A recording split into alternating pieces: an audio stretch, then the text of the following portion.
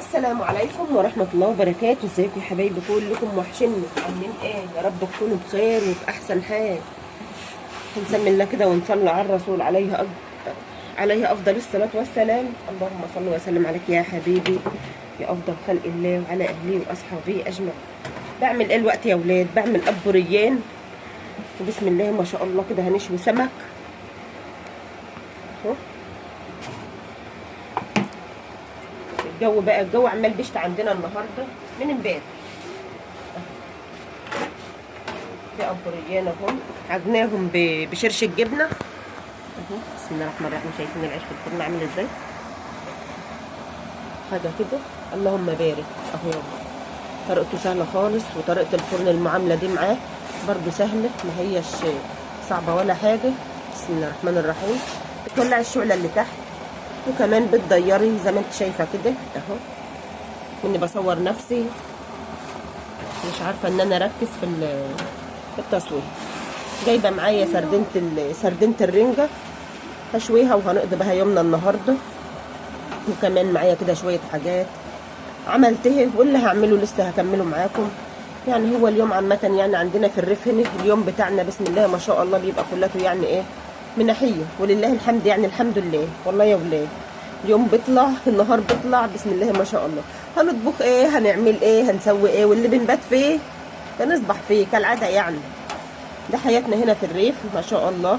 يعني بنقوم نفتح نقوم كده نغسل وشنا نتوضى ونصلي، ربنا يهدينا جميعا اللهم امين. يعودها يا رب علينا وعليكم الايام بالخير اللهم امين. ويا رب اهدي عيالنا، واشف كل مريض، ورد كل غايب لاهله، وانصر فلسطين على اللي هم فيه يا رب اللهم امين. نصرا قريبا ان شاء الله. وحقد الايام المفترجه عندك يا ارحم الراحمين. نعمل بقى ايه يا ولاد؟ مش عارفه انا هعمل معاهم ايه. عامه انا سلقه بطاطس فوق، كمان هشوي السمك اللي انتوا هتشوفوه معايا بره دلوقتي ده. وقلت بقى ايه حكمنا. بصوا تعالى كده يا محمود اهي، امسك كده.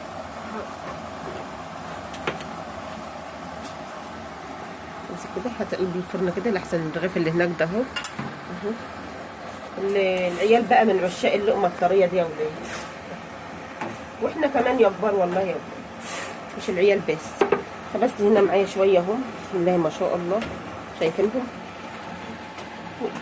والباقي اللي معايا هناك ايه في الفرن من الاخر. هجمعهم بقى على الصينيه كده زي ما انتم شايفينه. ده هو عجناه بايه ما كملتش معاكم. بسم الله الرحمن الرحيم. عجناه بشرش الجبنه القريش يا حبايبي اللي انا قلت لكم انا ما برميهوش، وفعلا والله ما برميه يا اولاد. ناس بتقول لكم بتبربق العيش. بربقه العيش دي بتبقى من الخميره يا حبايبي. يعني لو الخميره بتاعتك مش حلوه اكيد هتطلع معاك الخبيز بتاعك او العجين بتاعك مش حلو برضه، تمام. انما شرش الجبنه بنعجن بيه من سنين طويله، مش من الايام دي. بنعجن بيه والله يا ولاد. يعني طلعنا كده لقينا قرايبنا جدودنا حماتي امي جيراننا الكبار الناس الكبيره دول بسم الله ما شاء الله. شايفين العيش عامل ازاي اهو. ده بشرش الجبنه وشويه زيت مش اكتر وخميره اهو. بس اهم حاجه الخميره يا حبايبي اهو يا حبايب قلبي. السردينه دي وصلت عندنا لحد 90 جنيه اهي، تمام. بنمسكها نرددها زي ما انتم شايفين كده وبشويها بسم الله ما شاء الله بتبقى حلوه. يعني هي بصراحه يعني عادت انضف من الشباب، عادت انضف من الشبار او من البلط. يعني كمان بجيب سمك بلاقيه بتاع مزارع وقلبه مش نظيف، معرفش ايه السبب بقى. همسكهم اشويهم ونطلع فوق بقى. مش عارفه احضر معاهم ايه، وهقول لكم برضو على اللي احنا هنحضر. شايفين المطره يا ولاد؟ اللهم اجعله سيدا نافعا اللهم امين يا رب العالمين. اللهم اشف مرضانا وداوي جرحانا واهد عيالنا يا رب. اللهم اهد عيالنا واهدنا لعيالنا يا رب. يا رب اهد عيالنا لنا واهدنا لعيالنا يا رب اللهم امين يا رب العالمين. لا حاجه يا ولاد حاجه كده يا نهار ابيض. شايفين الميه الدنيا ايه راحت مدعكه. نخش نشوف اكلنا ونبعد بعيد عن المطره دي. تعالى يا محمود سلك البلاعه اللي تحت ده يا محمود. طب بس تعال. احمد بيسلك البلاعه الوقت سلكت اهي. ياهو العيال عامله فرح يا ولاد في الشارع، فرحانين ياهو. وعيا توت وعيا توت وراعي ستي تعمل مصيرة تعمل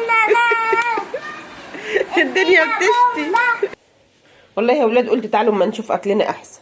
انا كنت عامله بطاطس مع السمك والابابير دي او الكماك ده. بسم الله ما شاء الله. شايفين الخبيز يا ولاد؟ بسم الله ما شاء الله. واللقمه طريه وزي الفل. اللي يقول لكم بقى اللي شرش الجبنه ببربق العجين يا حبايبي، لا هو ما ببربقهوش او بيخليه مثلا مش خمران شكله مش حلو يعني كده في الخبيز ولا حاجه.